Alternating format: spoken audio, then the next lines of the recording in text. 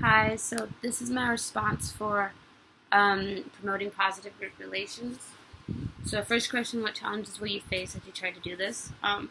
So it's asking us as the principal of a new racially and ethnically mixed high school, you want to use the varsity sport program as site for highlighting positive intergroup relations at your school. Well,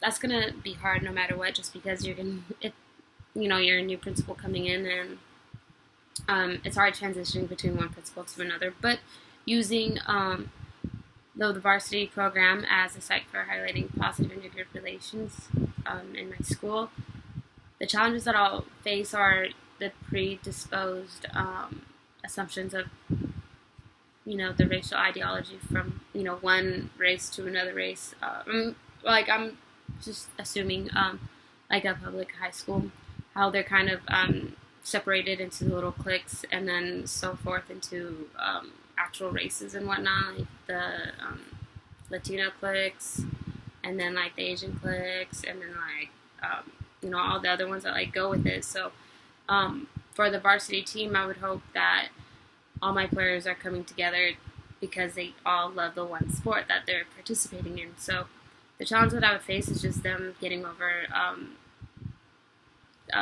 their predisposed ideas towards each other and making it into a healthy friendship, hopefully. So number two, what challenges will be the most difficult to deal with? I think what I just said would be the most difficult challenge to deal with is them getting over the what was the word?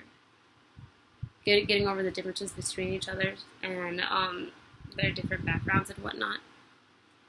And what strategies will I implement to make a success? So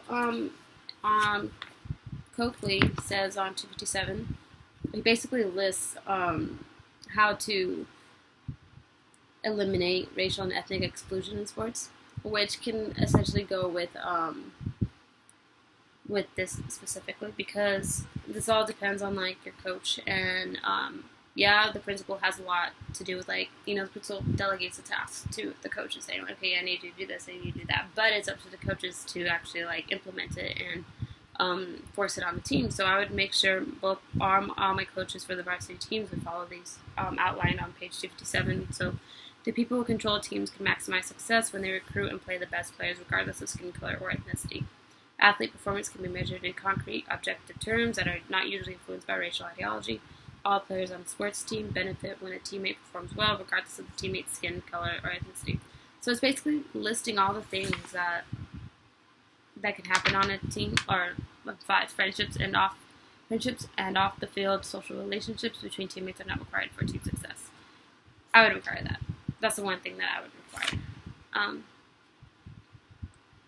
And obviously, if like things didn't work out the way that I had hoped, and some girls just can't like deal with each other, as long as they performed on the court, then I'd be fine with it. But a lot of this though also can be handled with volunteering and doing a lot more activities together, and getting the community involved, depending on how it is. Hopefully, then the community isn't as some high schools might be.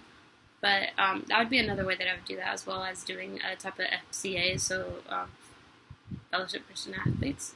But I don't know why this is skipping my head right now. Okay, so doing like an FCA club on campus would be great too, because it would get all my players and all the varsity players integrated and having people look at them and be like, oh my gosh, they're hanging out with these other groups of people and doing the type of things that I like to do. So that might mean that some other person might be the same way.